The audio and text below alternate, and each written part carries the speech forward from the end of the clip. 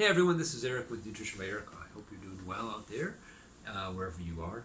Today's topic will be on dental care and alternatives to toothpaste and alternative toothpaste. So let's start there. Did you know that there are alternative kinds of toothpaste out there? Most toothpaste, at least here in the U.S., and I think most what we'd call Western countries, have fluoride in them. Now, fluoride is debatable. Some people think it's good for you. Some people think it's not good for you. Some people may not care either way. But there's a lot of research out there that shows that it is actually detrimental. That there are similar things out there. There are similar compounds that are found in water, but there's also fluoride that is a chemical, and that's put into toothpaste. That is not the same as the natural occurring fluoride or fluorine, which is found in springs, river, and spring water. They are not the same.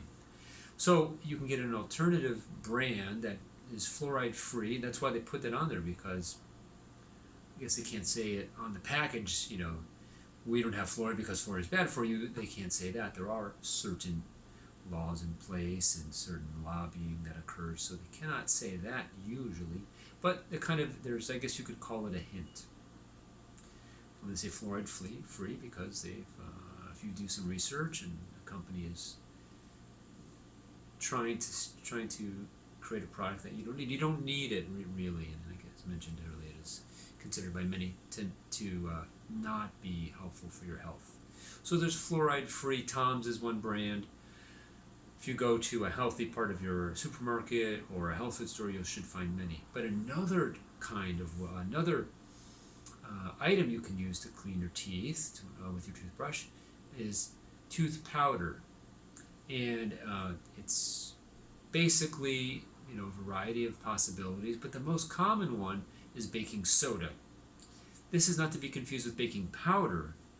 Baking powder is used for baking. They're both used for baking. I'm not a cook. I'm a cook, but I'm not a baker, so I don't really know what the difference is, but a lot of times people are concerned it'll say aluminum free, because there's some baking powders that and some other products that have aluminum in them.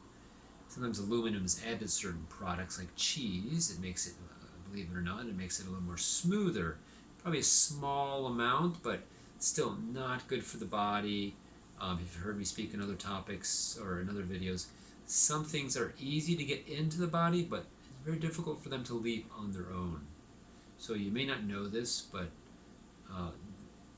that occurs. It's a thing, and you don't want aluminum in your body. But baking soda, on the other hand, the little box of Arm & Hammer baking soda, for example, never has aluminum. So some people have put it on there just to kind of emphasize the point, but to my knowledge, my research, it just doesn't exist in baking soda, but it's similar. It's a similar name to the word baking powder, and yes, sometimes I suppose it is in there. So baking soda, that's simple. It's a very fine white powder. You've probably seen it.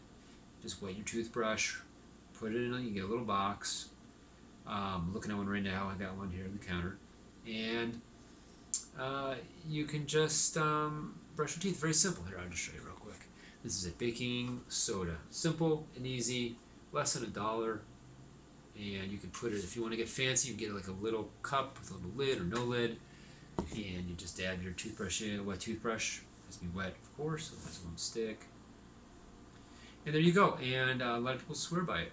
It's used in a lot of cleaning products too. That kind of, it's very fine particles. I wouldn't say it's sandpaper, but it does a great job of cleaning.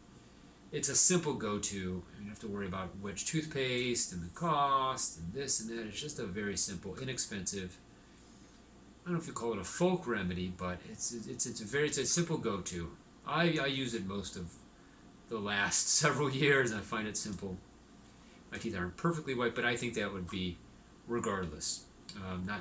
No problem with using it. And also it promotes alkalinity, which is also very important in the body. The body can be on either, they're both of different ends of the spectrum. There's acidity and there's alkalinity, or acid and base. Alkalinity is also basic, acid is just that, it's acid. And you want the body has to be slightly, just a little on the alkaline side. Just a little. 7's in the middle, 0 is acidic, 14 is base or alkaline. So it's a nice way. And even you can use it for other home remedies. You can look them up if you got a little upset stomach. Or you can add a little bit to water. So that's a simple thing you can do. Another thing you can use, believe it or not, is just sea salt. Just a little sea salt also can be used. I don't use it a whole lot, but sometimes I will mix the two. I just did that the other day. A little batch. I have a little cup. I put 50-50, half baking soda, half sea salt. And the sea salt is like grainy, and it's like it's this particle of size of sand, depending on where you are, what kind of sand. But it's a great thing, and it has a lot of other good properties. If you ever have a sore throat, gargle with warm salt water. So it's very but it's antibacterial, I believe, and it can help get rid of some of the microscopic bad stuff. So that's a simple. There's 3 options there: just the baking soda, the salt, or the combination thereof. If you want to get a little more fancy, you can make maybe like a cream, your own cream, where you take like coconut oil, an essential oil like peppermint, or there's some other ones, cinnamon, and you can make a little toothpaste, or an actual paste with oils. And there's also such a thing called tooth soap.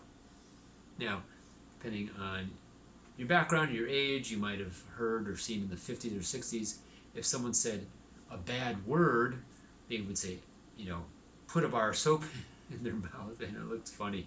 Oh, the movie, The Christmas Story. Christmas Story has a good scene in that. That is just hilarious. But there is such a thing as tooth soap. You use it. I don't think it tastes bad, and I don't think you'd use it just if you said a bad word. Which you shouldn't say anyways, but it's up to you. So that's the third option, tooth soap. I've actually used some of the natural soaps, some of the soaps. I like to buy soaps that just have no chemicals. There's, it's just basically the same idea.